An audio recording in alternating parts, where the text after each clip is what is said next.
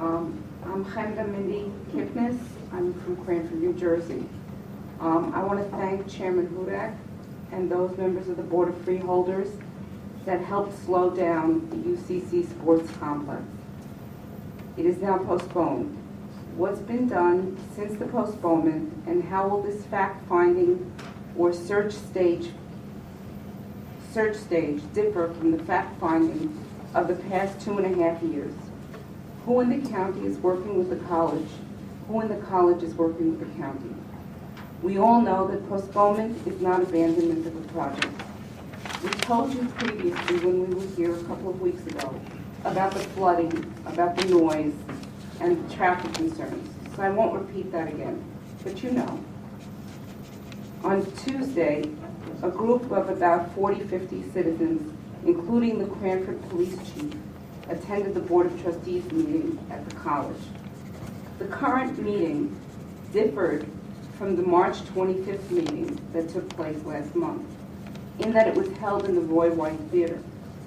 That left room for citizens to sit. Last month, the meeting was held in the college boardroom, and before we even got there, before 7 o'clock, the room was filled with students, and we were told that we had to leave the room and stand outside.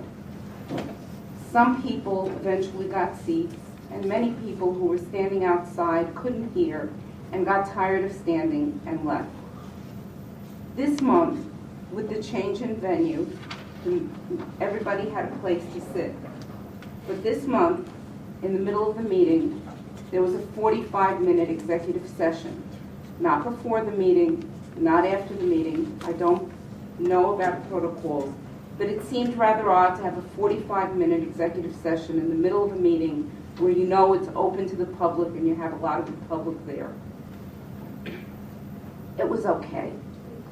We got together, we built a camaraderie, we got more people on our distribution list.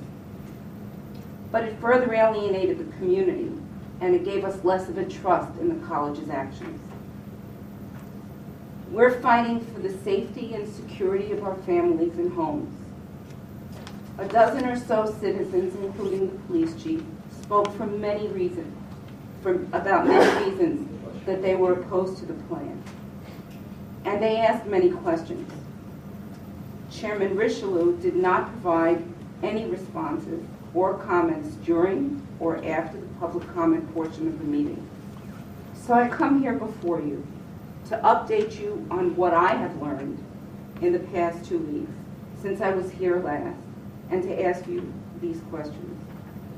The Cranford Planning Committee meeting and the April 21st public information meeting were canceled, so we didn't have an opportunity to ask our questions then.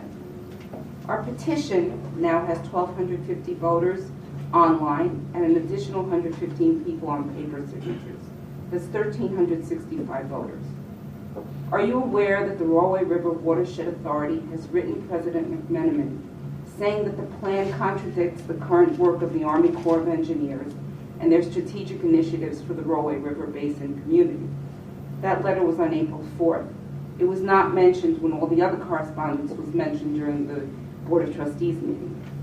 We learned from the Cranford Radio on April 11th interview with Dr. Naco, who's Dr. McMenamin's executive assistant, that $1.4 million has been saved over 2 years in pennies, and that the plan has been developed for the past 2.5 years.